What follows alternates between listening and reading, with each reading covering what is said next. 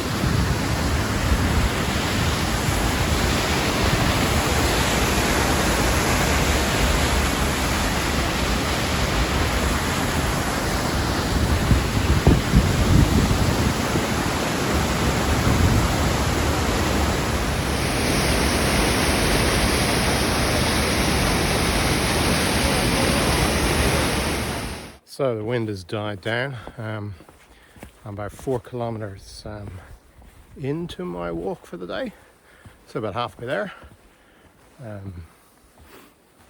Pretty rough underfoot today, so not going exactly that fast. Pretty Irish day weather-wise, 14-15 degrees and cloudy. So I'm about 74 kilometers in of about 430 kilometers.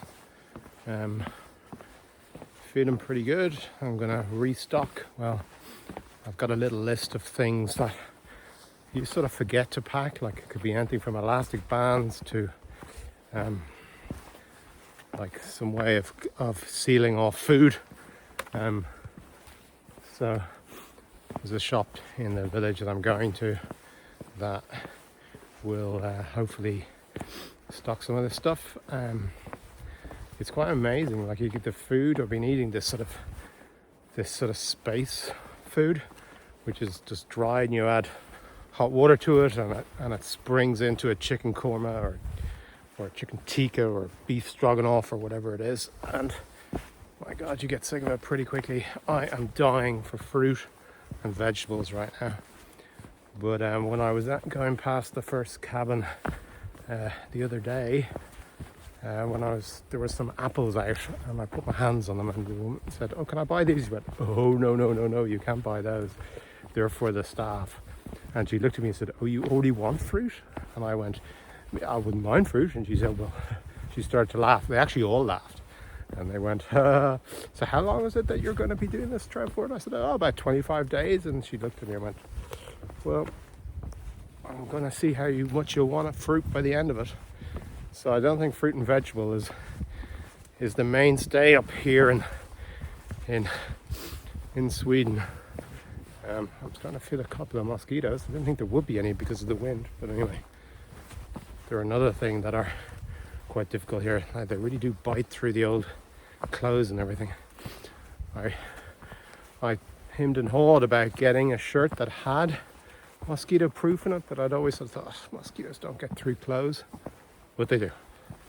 And anyway, so I just went past a few groups of people, and they're just finishing off today, so it's a sort of 7-day trek, one section of it.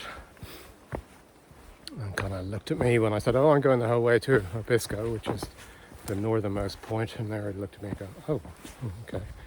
Anyway, I've got to say, for the first week, I think the landscape is really similar to Ireland. It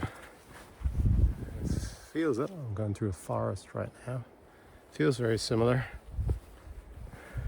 But they talk about northern Sweden being like the last wilderness in Europe, and I've got to say, I really understand that. I don't think there's a lot of places you can go to in Europe now, even when you go high up in the Alps and you're miles away in some valley far away from everywhere. You always feel that there's people around, but you just get the feeling there's just nothing here, and you really feel nature is in control. And when you go and you're in the cities and you just don't realize nature is actually in control. We're just filling it. While out here you really see it for what it is.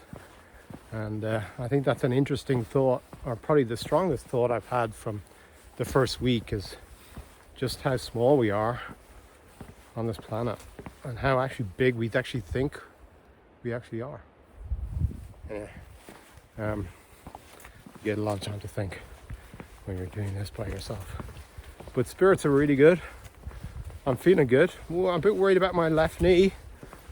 I went to see a specialist 2 weeks ago, and he was saying, oh, you shouldn't have a problem, but I felt a bit sore this morning. Anyway, I have a friend joining me in a few days, and if I can't get a knee band, knee band, is it? Knee, whatever.